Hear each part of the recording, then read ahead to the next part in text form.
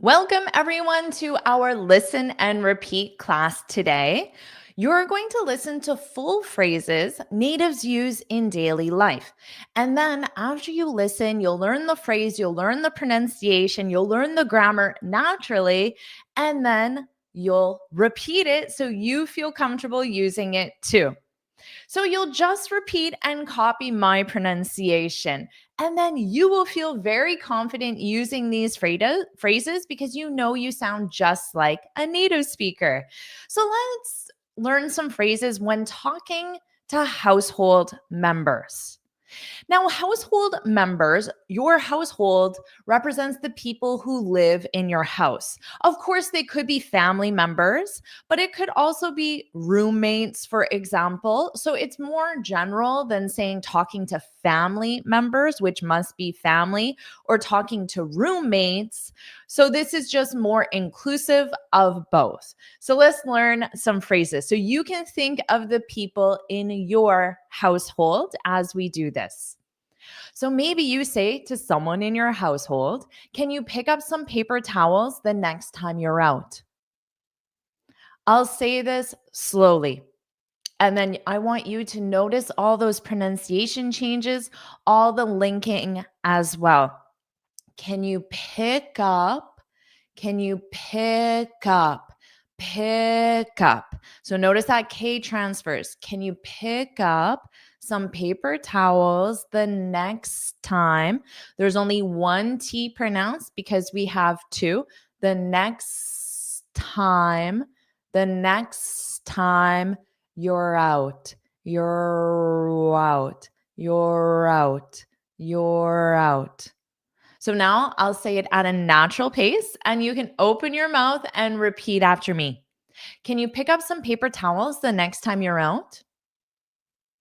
So, of course, you can replace paper towels with whatever item you want. It can be food item, it can be a supply for your house, it could be clothing, makeup, it could be anything at all.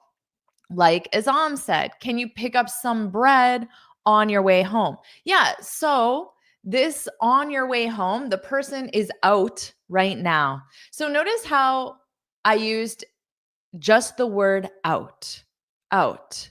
So this means away from the home, not at home. So someone might call you and say, "Oh, can I come over to your house?" And you say, "Oh, I'm out. I'm out." This means you're not at home. I'm out. So the next time you're out means the next time you leave the house, wherever. But this on the one Azam said, on your way home, the person is currently not at home. So great job.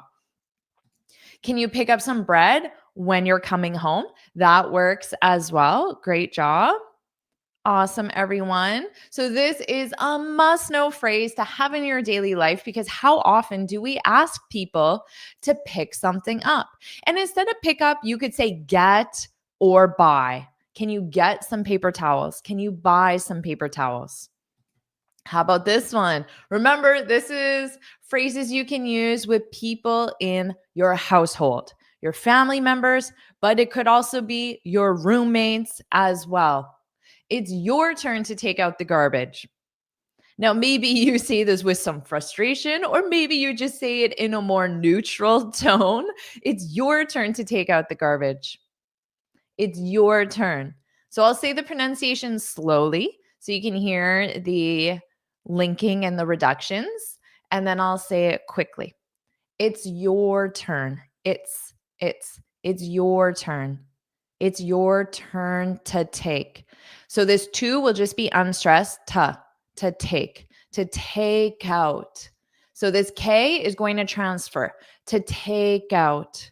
Repeat after me, to take out, to take out out the. So don't pronounce this T, to take out to take out to take out the garbage, to take out the garbage, to take out the garbage. Bidge. So notice this ending sound is idge, garbage, garbage. And instead of garbage, you can absolutely say trash. Trash, garbage, same thing in this specific context. Okay. And Sochi said, it's always my turn. Yes, that applies to my husband as well. It's always his turn, never my turn. You don't need the to. If you include the to, you have to include the verb to take out the garbage or to take it out. But otherwise, just say, it's always my turn. It's always my turn. So instead of take out the garbage, maybe there are other tasks you share, like washing dishes or taking the dog for a walk or doing laundry, whatever it might be. It's your turn to do laundry. So your turn, it means that it's your responsibility this time, because on a schedule, we either rotate or change responsibility. And after, you just want the infinitive. It's your turn to wash the dishes. It's your turn to take the dog for a walk at 6 a.m., whatever it might be.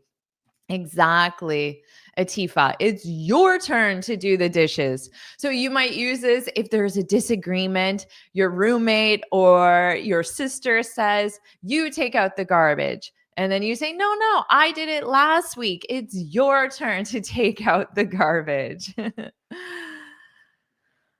Okay. How about this one? Oh, so this is something you can say to anyone in your household. You could also use this in a public place like a mall, a movie theater, maybe not the last part, but you can think of where else you can use these phrases as well. Definitely at the office. So I'll say it slowly. We'll talk about the pronunciation and then I'll say it quickly. Can you keep it down a bit?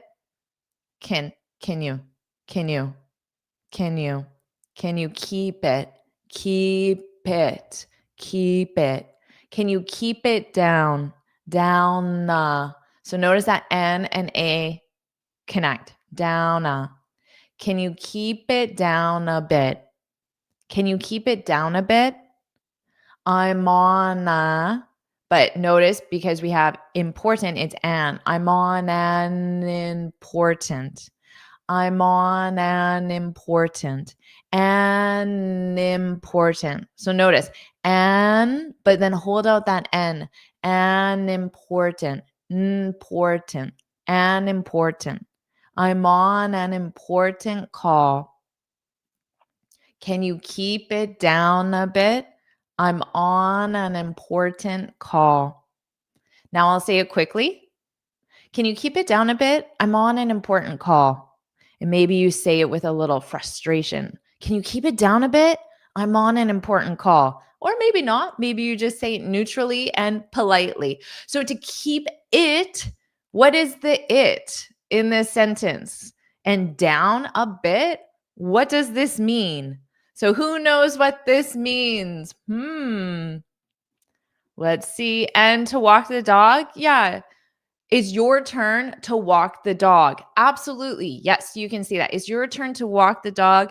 It's your turn to take the dog for a walk, but that's takes longer to say it. So you can absolutely say it's your turn to walk the dog. Very nice. Okay, let's see. Who knows what this means? Can you keep it down a bit? Noise. Yes. Basically, be quiet. Exactly. I love that.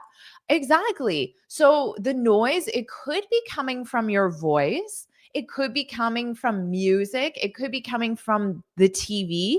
Maybe you're listening to my lesson. So it's my voice that's disturbing your sister or your husband. Keep it down a bit. You aren't living alone. Good reminder. So can you keep it down a bit? Can you keep it down a bit? So it represents the noise the volume of music or TV. And then you may provide the reason why so the person understands why you need it to be quieter than it is now. I'm on an important call. Okay. That's a great one to have in your vocabulary. And maybe you'll need to do this at the office as well for your coworkers. Yeah, and you can provide a different reason why. I'm in the middle of a discussion. I'm in the middle of a discussion. I'm in the middle of a discussion. Yeah, stop being loud. Exactly. That would only be used, Marta, if you're the one talking. If it's the TV or music, then maybe I wouldn't say stop being loud. I would just say like turn down the music, turn down the TV. Let's keep going. How about this one? So remember, if you're talking to people in your household, well, maybe it's a roommate or maybe it's family members, but you agree to share the expenses.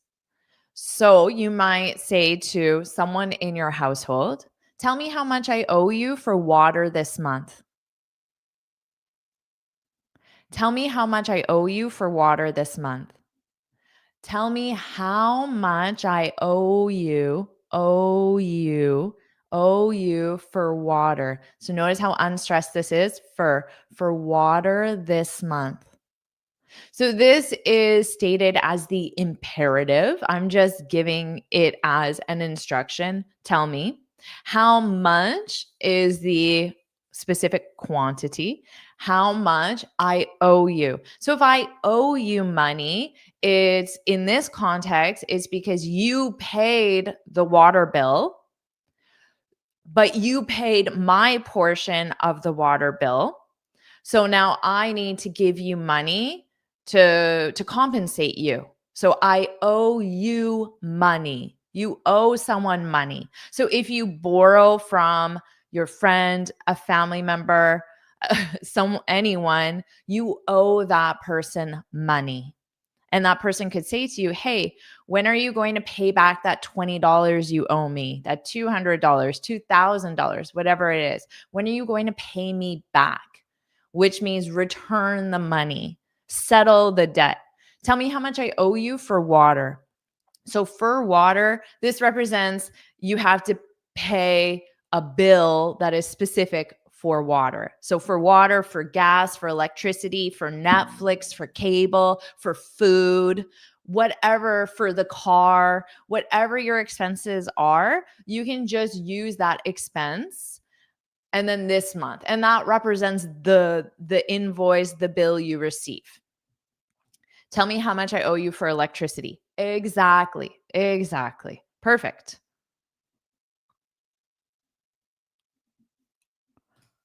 Okay. Tell me how much I owe you for food. Exactly. So one person goes to the grocery store, they pay for everything, including the items you wanted, and then you have to pay that money back. Yeah, tell me how much I owe you for the groceries. Exactly. So this is a great one.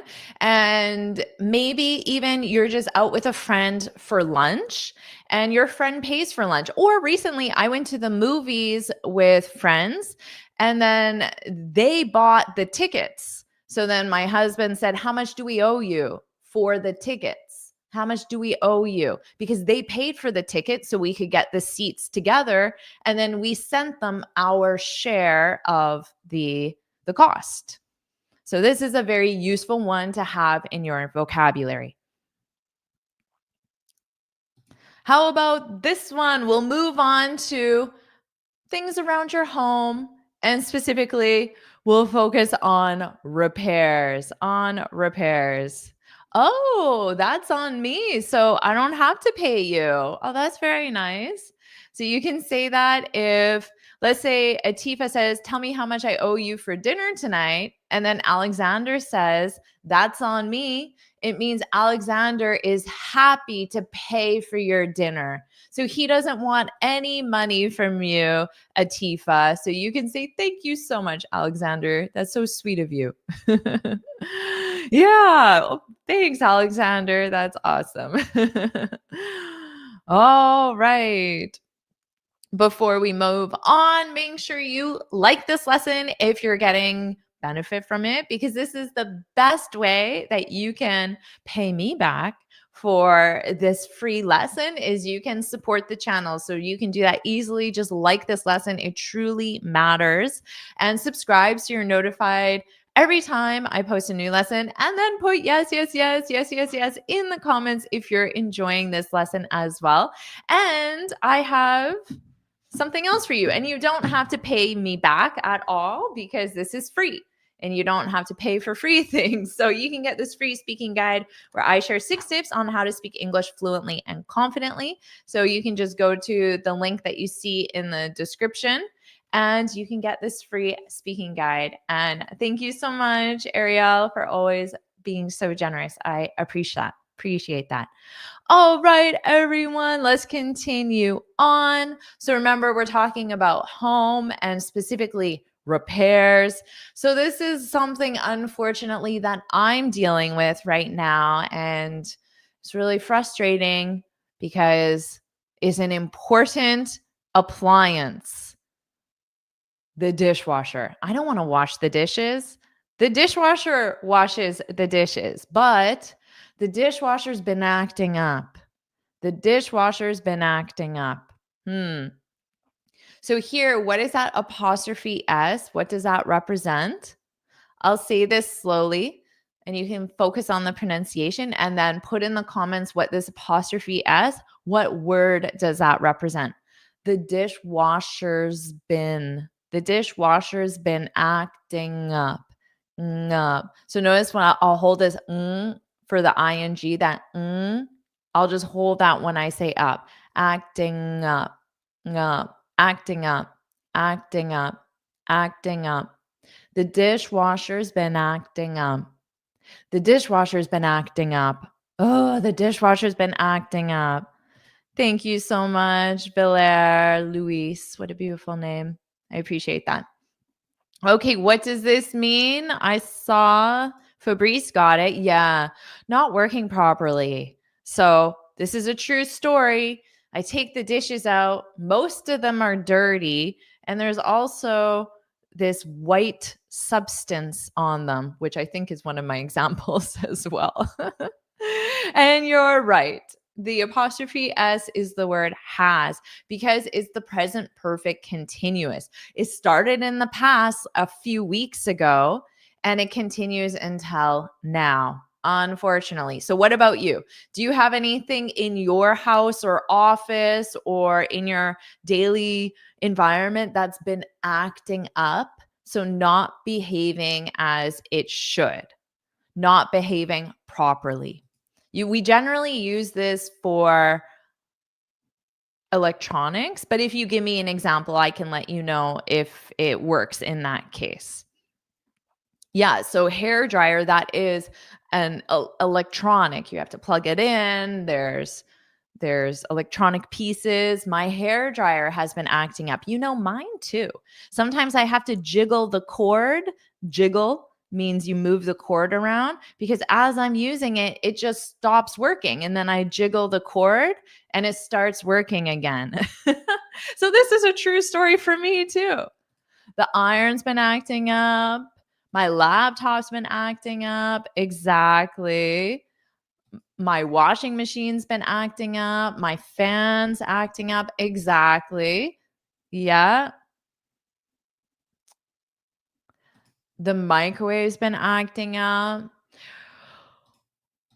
Jorge asked if acting up is only for things. I'm trying to think. I think parents sometimes use this with their kids, like, oh, the kids have been acting up all day, like not behaving properly.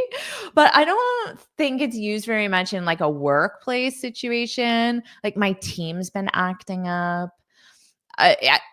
it is used, parents generally use it with their children, younger children, but I don't think it's generally used for adults. So to be on the safe side, you can definitely use it with electronics and things. Okay, so how about this one? This is an example of how my dishwasher has been acting up. So if you want to give an example of how your oven has been acting up or how your cat's been acting up, yeah, you could use that as well with pets. Yeah. So here's my example. So think of what your example could be about your fan, your oven, your dishwasher, your whatever it was, your cat. So the dishes are coming out dirty. So that's not what is supposed to happen. Of course, a dishwasher is supposed to clean dishes. So this is an example. The dishes are coming out dirty. So coming out is when you take them out of the dishwasher and you look at them, they're dirty. There are different ways to say this, of course, but I feel like this is what a native speaker would say in daily speech. The dishes are coming out dirty. The dishes are coming out dirty. My younger brother has been acting up. Yes. Okay. The dishes are. So notice that dishes are, you'll have a little bit of a z sound. The dishes are coming out. We already talked about and out. The dishes are coming out dirty, dirty. The dishes are coming out dirty. And I already explained this. This one really annoys me because even after I scrub it, it's very difficult to get this white residue, which I assume is the soap that has not been properly rinsed off, but now it is caked on. If you say that something is caked on, it means that it's stuck on and it's very difficult to get off. So the dishwasher is leaving a white residue on the dishes. So this is another example of how the dishwasher has been acting up. The dishwasher is leaving a white residue. So residue is just a substance. That's what you can think of it. And it's used in a cleaning context. You can think of it. So if you clean your sink with a certain product, a cleaning product, and then you rinse it off, but then after you still see there's something white or a certain color, you would call that a residue because it is left on the surface. The dishwasher is leaving a white residue on the dishes. Yes, a thin layer. Absolutely. It is a thin layer. Thin but difficult to get off. The dishes are coming out greasy. Exactly. So greasy, just think of a feeling of oil when you touch it. For sure. You can say that. A sticky layer. Yeah, you can say that as well. Okay, so this is what I said to my husband. Do you think you'll be able to fix it? Do you think you'll be able to? You'll be able to fix it. Do you think you'll be able to fix it? So you could simply say, do you think you can fix it? For sure, you could say that. No issue with it. I used able to because it's more talking about his ability, which is why I chose it. But if you wanted to use can, that's fine. And then it's in the future simple. You will, you'll. Repeat after me. You'll. Do you think you'll be able to? You'll be able to fix it. But because this is a preposition and there's a next word, it's going to be unstressed to. Do you think you'll be able to fix it? To fix it. Do you think you'll be able to fix it? You'll be able to. You need able there. You can't just say you'll be to. You'll be able to. repair it. You can use repair instead of fix for sure. I love this. You think it's fixable? Is it fixable? So if something is fixable, it means you're able to fix it. I like that. Do you think it's fixable? You think it's fixable? And then he dropped the do, which is very commonly done. Do you think it's fixable? Nice. Oh, Jorge, come over here. You need to, I'll try to fix it. Yes, I need someone to fix my dishwasher. Okay. How about this one? Let's just get a new one. This one's super old anyway. So this is what I said because we've tried a few things, mainly just we put some really strong cleaning agent in because we thought maybe it's just clogged and maybe from the calcium and the hard water buildup. So we put like a cleaning solution to dissolve the minerals, the calcium, but that didn't work at all. So I said, let's just get a new one. Let's just get a new one. New one.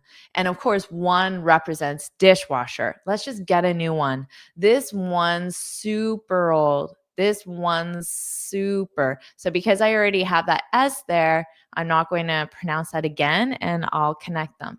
This one's super old anyway. Super old anyway. Old anyway. This one's super old anyway. And it's true, it is very old. It's not the dishwasher's fault. It's very old. It lived a good life. Let's just buy a new one. Exactly. Let's just buy. So here, get represents buy. All right. So that's where we left off on our discussion of the dishwasher. And we'll see. We have to now go dishwasher shopping. So shopping for a new dishwasher, dishwasher shopping. All right. So let's move on to some phrases. When you forget something, would you describe yourself as a forgetful person? Are you forgetful? So if you're forgetful, you're someone who forgets things. I think we are all generally forgetful by nature, and that's why we need to do things like write ourselves to-do lists so we don't forget things. So here's something that I said last week, and I was making this very specific eggplant stew served with rice. But the rice, one of the best parts of this dish is that you put carrots and raisins on the rice. And I forgot to get carrots and raisins. So I said this when I came home from the store and I'm unpacking and I said, "Oh no, I forgot to get carrots and raisins." I don't know why I'm reversing them. Get raisins and carrots. Oh no, I forgot to get raisins and carrots. Raisins and this is a hard one actually because we have raisins which ends on the S, of course. But then you're going to take this and just say, oh no, I forgot to get raisins and carrots. That's kind of tricky. I forgot to get raisins and carrots. Raisins and carrots. I forgot to get raisins and carrots. And I forgot them because they were not on my list, my grocery list. And if it's not on my list, I will not get it. Oh no. Oh no. I forgot to get raisins and carrots. Yeah, it slipped my mind. It slipped my mind. That's a great one. I just forgot to get tomato paste. Exactly. You need an E at the end or else it's pronounced past. Paste. Exactly.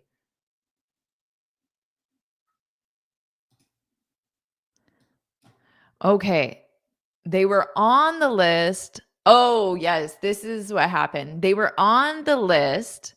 So raisins and carrots were on my grocery list. You can call it a grocery list, a shopping list, or simply a list if the context is obvious. They were on the list, but I forgot it at home. So I forgot my list at home, my little piece of paper. I forgot it at home. And that's why I forgot these items, because I don't normally buy these items. They were on the list, but I forgot it at home. I forgot it, the list. I forgot it. Forgot it. So notice this T is going to become a soft D. I forgot it. Did, did at home. I forgot it at home. I forgot it at home. I forgot it at home. They were on the list, but I forgot it at home. That's the worst, when you forget your list.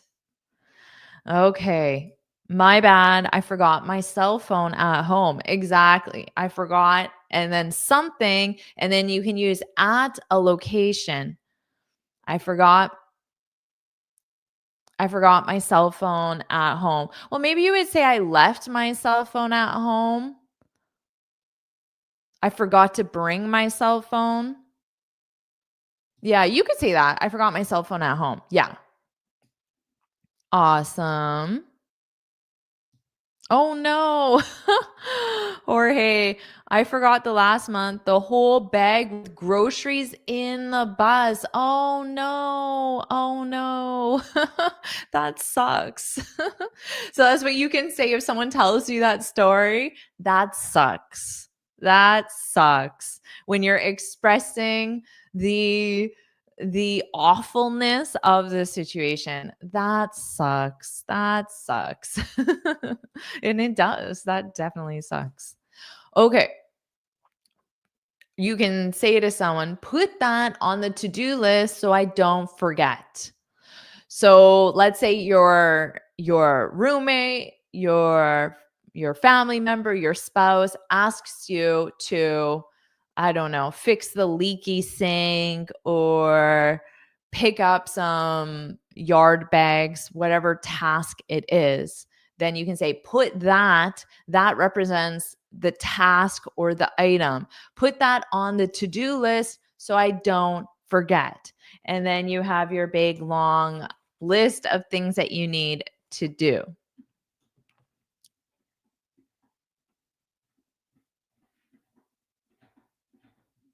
Atifa, oh no, I forgot to pay the electricity bill on time. Uh-oh. Uh-oh, that's not a good thing to forget. How about this one? I put the appointment in my calendar and turned on reminders. So this is how you can avoid forgetting something. You can put the appointment in your calendar. So notice that preposition, in your calendar. So if someone asks you, are we having lunch tomorrow? You can say, yep, it's in my calendar. It's in my calendar. So you're letting the person know that it's confirmed. For you, it's confirmed because it's in your calendar. It's in your calendar. I put the appointment in my calendar. Maybe it's for a dentist appointment, an eye appointment, an appointment with your lawyer, real estate agent, whatever it is. I put the appointment in my calendar and turned on reminders. So if you turn on reminders, it means you activate the reminders. You tell your calendar you want to be reminded about this appointment, and then you choose the time 24 hours in advance, 1 week in advance, 1 hour in advance, whatever it might be. I put the appointment in my calendar and turned on reminders. And yes, you can say schedule. So calendar, schedule, they're generally used interchangeably. That's in my schedule. It's in my calendar. Yeah, very nice. So I won't forget them. Yes. So in spoken English, we generally take them and then we just pronounce it as m. Forget them, forget them, forget them. How about this one? Did you remember? So if you want to ask someone if they didn't forget to do something. So if they did something that they were supposed to, you can start with did you remember? So notice the pronunciation. Did you? Did you? J. There's going to be a J sound. Did you? Did you? Did you remember? Did you remember to? Did you remember to call the repair guy about the dishwasher? Native speakers, we generally use the word guy. Yes, it is a little gender exclusive because we're assuming it's a male. And in a conversational context, it's more common to say guy instead of man, but you could absolutely say man. The repair guy about the dishwasher. The repair guy about the dishwasher. This is a very casual way of referring to this person. The person has a different official job title, but this is just what we call them conversationally. So I would say to my husband, oh, don't forget the repair guy's coming today. Is the repair guy coming today? Did you call the repair guy? So that's how my husband and I would talk about this person, although they have a different job title than repair guy is not on their business card. Did you remember to call the repair guy about the dishwasher? So that's how you can ask. You could simply say, did you call? Did you call the repair guy? If you say, did you remember to call? You're also at the same time letting your husband know that this was a task and I want to know if you did the task you were assigned.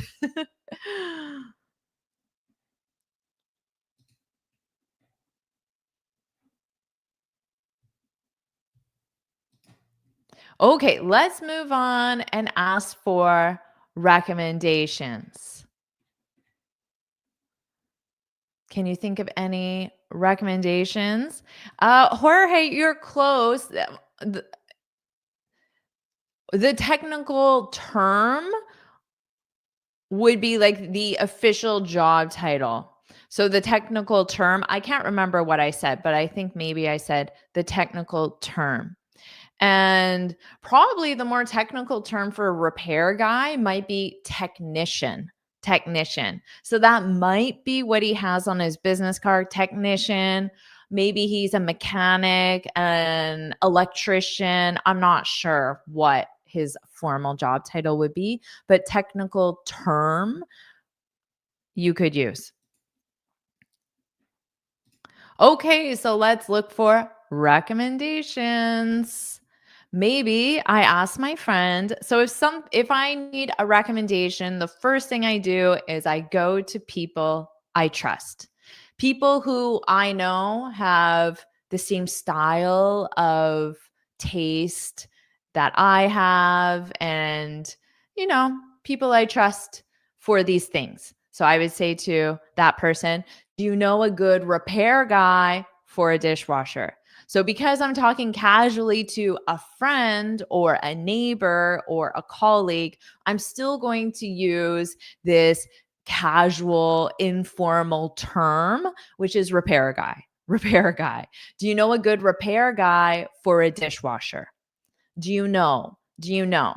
So instead of saying, can you recommend, which is relatively formal, I wouldn't personally use that if I'm just talking to my friends or a neighbor or a colleague. I would just say, hey, do you know? Do you know? Do you know a good repair guy?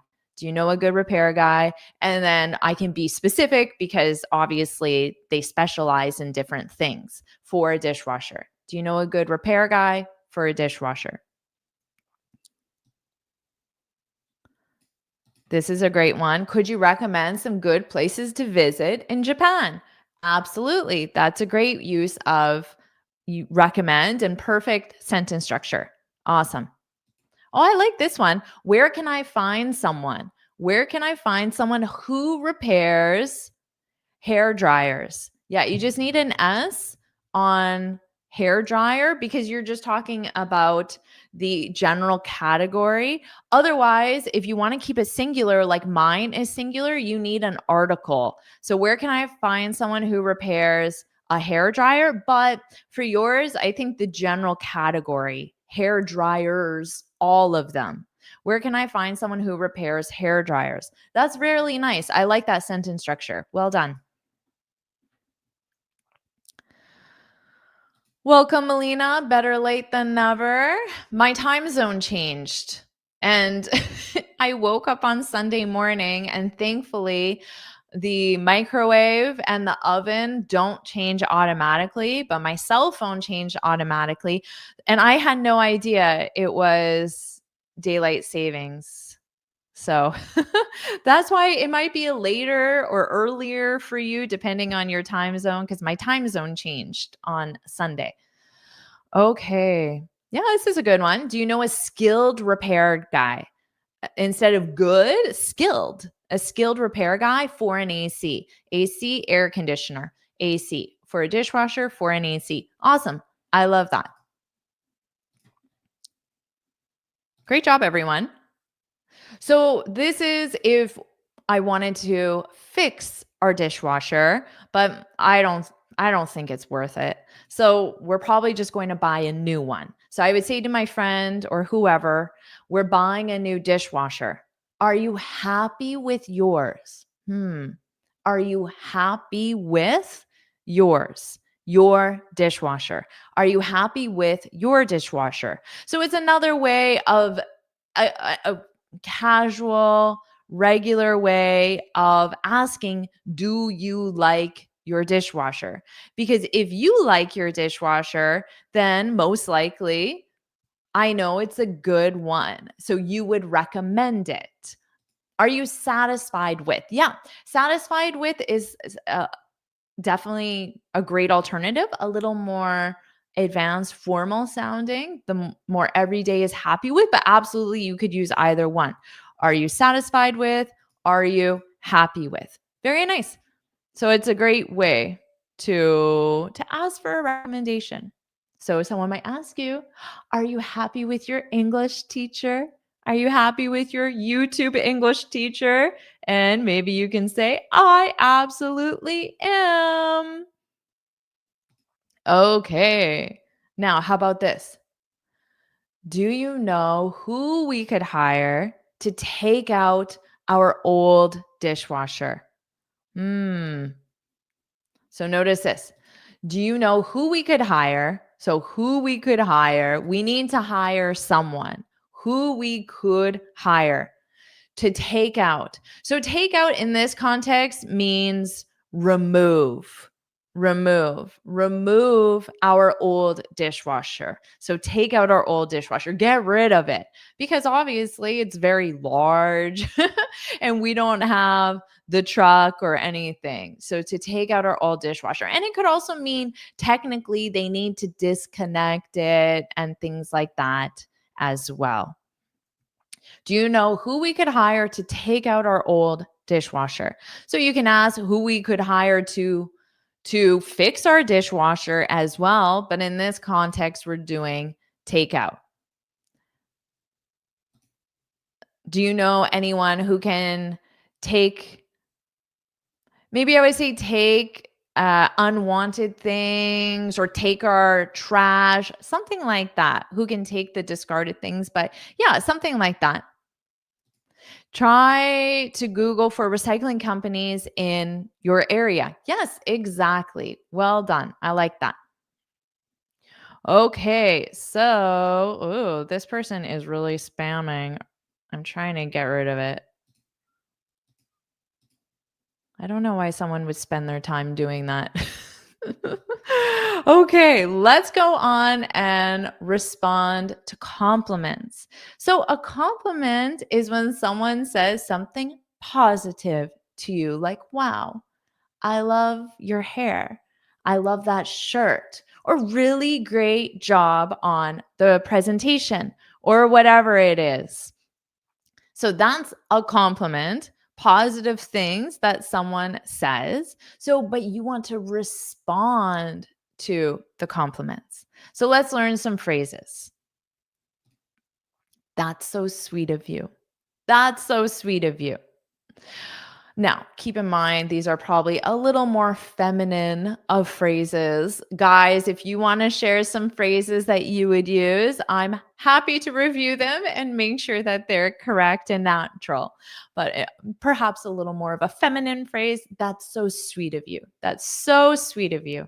That's so sweet of you. So, this is when someone offers you a compliment, like you have cute cats. That's so sweet of you. Absolutely. Absolutely. Okay. How about this? Instead of that's so sweet of you, so you're just talking about that. The fact you said I have cute cats, that represents that's so sweet of you. So sweet of you. Now, instead, I could just say, oh, you're so sweet. You're so sweet. You're so sweet. So you are, you're so sweet. Or like Marta said, thank you. That's so sweet of you. That's very nice of you to say. That's very nice of you to say. Exactly. That's very kind of you. Exactly. I love that. You're so sweet. Yes. You can emphasize that. So I appreciate it. I love that one. How about this? I appreciate it. You can absolutely say it like Marta did. That's very common. Or you can say, I appreciate your kind words. So the kind words is whatever the compliment is. The fact that someone says, you did such a great job on the presentation. I appreciate your kind words. I appreciate your kind words. Or I appreciate it. That works too. Now, I like the word truly. I think it sounds very strong because we don't use it in too many everyday situations. So when you hear it, you notice it more and it really emphasizes more than saying that's very. Although I wouldn't say that's very in this context. So that's very nice of you. That's truly nice of you. Because very is such a common word. We hear it so often that when I hear it, I don't notice it because it's just such a common word. But if I hear the word truly, it stands out a little bit more. I truly appreciate that. I truly appreciate that. I truly believe in your skills. Yeah, if your boss said that, I truly believe in your skills. I truly believe in your ability to do this. You would feel like a boost of confidence because someone believes in you and they said, I truly. Yeah, I like that. Yeah, you can absolutely say that's nice of you to say. That's nice of you to say. You can have that at the end. That's nice of you to say that. You have a really nice office. That's nice of you to say that. That's nice of you to say that. You can include that at the end, but it's not required. I do appreciate that. This is a great use of the emphatic do, the emphatic present simple. So you use do even though grammatically it isn't required. I appreciate that. But when you use do, you're emphasizing. I do appreciate that. I truly appreciate that. Very nice. Excellent use there. Ooh, here's one I like saying to people. You just made my day. You just made my day. Instead of saying, that's so sweet of you, thanks, I appreciate that. Those are also very common expressions, but this isn't the most common expression. So when I hear it, it stands out more because it isn't just an automatic, oh, that's so sweet, thank you, I appreciate that, which are more just automatic replies. You just made my day. You just made my day. And this made my day, it's like saying you improved my overall day. You improved the quality of my overall day. You just made my day. Teacher Jennifer, you just made my day. And I was saying, I truly appreciate that. Thank you so much for saying that. You just made my week. Exactly. Why not? Awesome. I love that. And that's it. That's it. So I want to make your day a little more special. So I have this free speaking guide for you. If you haven't downloaded it yet, make sure you do.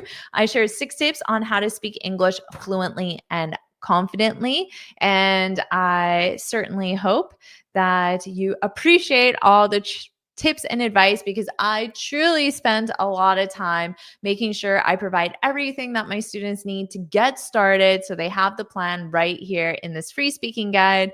So you can go to my website and get it for free. It will be emailed to you. And of course, put yes, yes, yes, yes, yes, yes in the comments so I know you enjoyed this lesson. And if you have any recommendations for the next lesson, topic that you would like, just let me know. I'm always happy to review your suggestions. You're very welcome. You bright my day. Just change it, Azam. You brightened. You brightened my day. You brightened my day. You just made my week. Your lessons made my English. Yeah, I know what you mean. Your lessons, I probably wouldn't say made my English. I would probably just say improved my English. Your lessons improved my English. Your lessons made my day. You can, because it's more idiomatic. So you can change the time reference, made my day, week, month, year, vacation, something that represents a time reference, but English doesn't represent a time reference. So it just doesn't sound like the correct usage. Thank you so much, Atifa. I appreciate that. Oh, I'm glad this lesson made your day, and seeing all of your nice comments definitely made my day. It certainly made my morning a lot brighter. I will say that. Oh, right. Yes, Karam. So the lives are automatically added to my YouTube channel. So if you're on my channel, there may be a separate section where you see all the live lessons. So if you just go right to my channel, just look at the very top, you might see a separate section for the live lessons, but they are. So you can watch the replay of this as often as you want, and it will be permanently available on my YouTube channel. Awesome, everyone. I am so glad. And Fabrice, woohoo, I'm so glad the 6 steps, which he got in this free speaking guide. Okay, everyone. Woohoo. And on this positive note, I will say goodbye. Have a wonderful, wonderful day, week, and month, everyone. And I will see all of you very soon. Bye.